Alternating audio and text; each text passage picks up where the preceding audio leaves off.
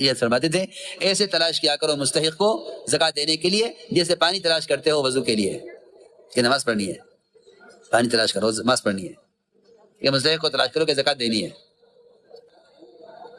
زکوٰۃ کا دینا ہمارے ایسا فرماتے تھے اگر صحیح طریقے سے زکوٰۃ ادا کرنے پر امت آ جائے تو زکوٰۃ کی برکات برداشت نہیں کر سکتی۔ السلام علیکم ورحمۃ اللہ وبرکاتہ۔ میرے عزیز دوستوں اور بزرگوں، حضرت کے اس بیان کے اندر زکوٰۃ کے متعلق کچھ اہم باتیں بیان کی گئی ہیں، آپ لوگ غور سے سنیں گے انشاءاللہ۔ زکوٰۃ کا دینا ہمارے ایسا فرماتے تھے اگر صحیح طریقے سے زکوٰۃ ادا کرنے پر امت آ جائے تو زکوٰۃ کی برکات برداشت نہیں کر سکتی۔ ایک بڑا طبقہ ہے جو زکوٰۃ کو مستحقی سے چھپا لیتا ہے، اللہ سے نہیں چھپا سکتے، اللہ سے نہیں چھپا سکتے، زکوٰۃ چھپا لیتے ہیں، زکوٰۃ چھپا لیتے ہیں، ادھر زکوٰۃ چھپائی، ادھر زکوٰۃ چھپائی اور ادھر ٹیکس چھپایا۔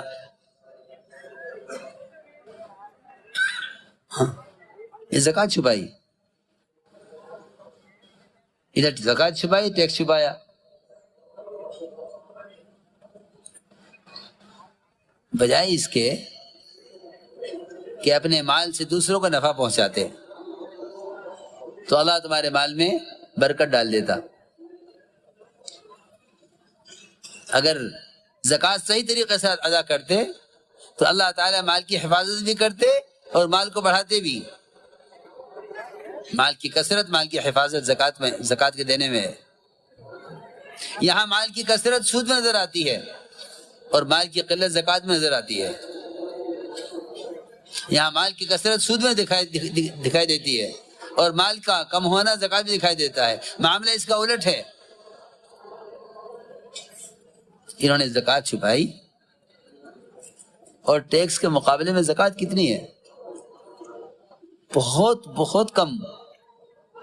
اللہ تعالیٰ تم سے زکوٰۃ ٹیکس کے مقابلے میں بہت کم لینا چاہتے تھے، انہوں نے کم کو چھپایا، اللہ سے بچایا۔ اللہ نے اس زکوٰۃ کے چھپانے کے جرم میں ان پر ٹیکس ڈال دیے۔ آپ دیکھ لو، چاہے اپنے ملک میں ہو چاہے باہر کے ملک میں ہو، ٹیکس دو۔ ابھی تک تو دکان مکان کا ٹیکس تھا، اب اپنا بھی ٹیکس دو۔ جی ہاں، اپنا بھی ٹیکس دو، اپنا بھی ٹیکس دو۔ وہ خدا کی قسم اگر کہہ سکتا ہوں کہ ٹیکس کا بوجھ اور ٹیکس کی جو مصیبت پڑی ہے یہ زکوٰۃ کے چھپانے سے پڑی ہے۔ اتنا ہی نہیں ہوا بلکہ زکوٰۃ کو چھپا کے رکھا، اللہ نے سارا مال ردی کر دیا، سارا مال ردی۔ نظام ہمارا ہے، میں تمہیں شروع سے یہ سمجھا رہا ہوں، معاملہ ہمارے ہاتھ میں ہے۔ اس نے یہ کر دیا، اس نے یہ کر دیا، اس نے یہ کر دیا، اس نے یہ کر دیا۔ کیوں کر دیا؟ تو نے کیا کیا؟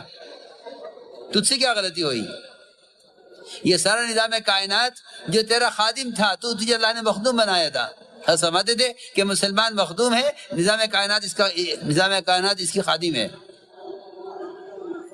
خادم کو الزام دے رہا، خادم نے کر دیا۔ خادم کو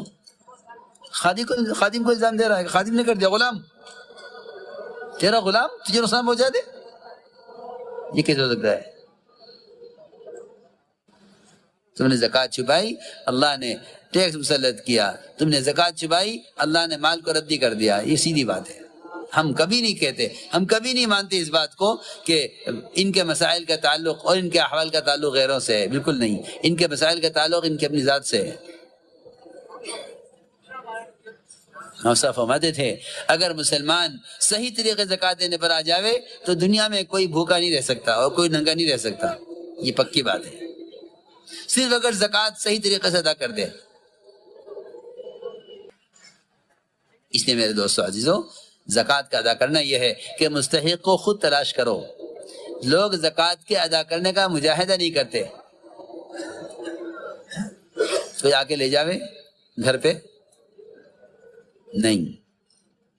کسی مستحق کو اپنے گھر آنے پر مجبور کرنا زکوٰۃ دینے کے لیے، یہ اپنا احسان سمجھنا ہے اس پر، حالانکہ اس کا احسان ہے کہ اللہ نے اس کو مستحق بنایا ہے، میرے ذمہ میں زکوٰۃ اس کو پہنچاؤں.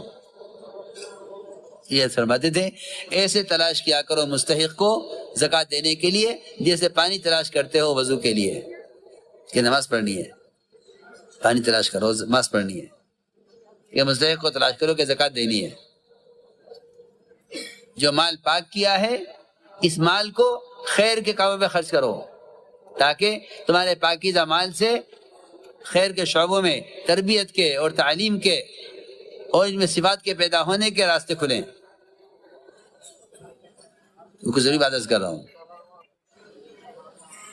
صاف ستھرے مال کو خیر کے کام میں خرچ کرو، مساجد پر، مکاتب پر. اور جو مال زکوٰۃ کا دیا ہے، مال کا میل ہے، اس کو مستحقین پر، غربا پر، فقراء پر خرچ کرو. خود جا کر تلاش کرو کس کی کہاں ضرورت ہے، کس کی کیا ضرورت ہے. عمر رضی اللہ تعالیٰ عنہ کسی گھر سے اچانک کھانا منگوا لیا کرتے تھے دیکھنے کے لیے کہ ان کے گھر کے کیا نظام ہے. اگر ان کے کھانے کا معیار محمد صلی اللہ علیہ وسلم کھانے کا معیار سے گرا ہوا ہے تو ان کی مدد کی ضرورت ہے، اور اگر ان کے کھانے کا معیار آپ کے کھانے سے بڑھا ہوا ہے تو ان کی تربیت کی ضرورت ہے. اس لیے عرض کیا کہ زکوٰۃ مستحق کا حق ہے، اس کو پہنچاؤ، اس کو پہنچاؤ زکوٰۃ. جیسے فرماتے تھے کہ زکوٰۃ کی برکات برداشت نہیں کر سکتا، زکوٰۃ کی بہت برکتیں ہیں. تو یہ کہا کہ یہ 5 باتیں ہمارے اندر ہیں، اگر ہمارا عمل ہے، اور 5 ہمارے اندر زمانے جاہلیت سے ہیں. ہمارے اندر صبر ہے، ہمارے اندر شکر ہے. فرمایا کہ صبر اور شکر یہ 2 ایسی صفتیں ہیں جس کے اندر یہ 2 صفتیں پیدا ہو گئی کہ وہ کامل ایمان والا ہے، کہ آدھا ایمان صبر ہے، آدھا ایمان شکر ہے.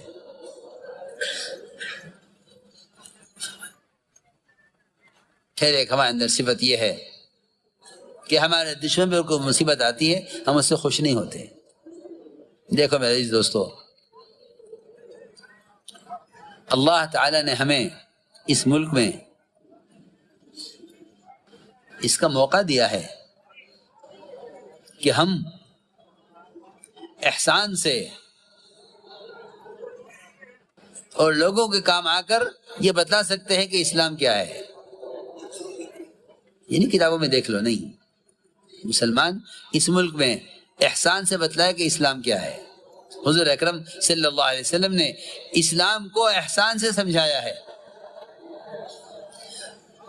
حضور اکرم صلی اللہ علیہ وسلم نے اسلام کو احسان سے سکھلایا، سمجھایا ہے. تمام اقوام کو، تمام اہل باطل کو، تمام اغیار کو اسلام احسان سے سمجھایا ہے. اور ہم احسان تو بہت دور کی بات ہے ہم سے، ہم صحیح معاملات سے بھی اسلام نہیں سمجھا رہے ہیں. یہ کہنا کہ اسلام کتابوں میں دیکھ لو، نہیں، کتابوں کا اسلام عملی اسلام نہیں ہے. دور صحابہ میں اغیار اسلام میں کتابیں پڑھ کر داخل نہیں ہوئے. دور صحابہ میں اغیار اسلام میں کتابیں دیکھ کر داخل نہیں ہوئے، بلکہ مسلمان کے معاملے کو نہیں بلکہ احسان کو دیکھ کر داخل ہوئے. معاملہ تو غیر مسلم بھی چاہتا ہے کہ برابر ہو. کسی غیر کے ساتھ صحیح اچھا معاملہ کر لینا کوئی کمال نہیں ہے، وہ تو اس کا حق ہے، وہ تو اس کا حق ہے کہ آپ اس کے ساتھ معاملہ کریں، یہ تو اس کا حق ہے.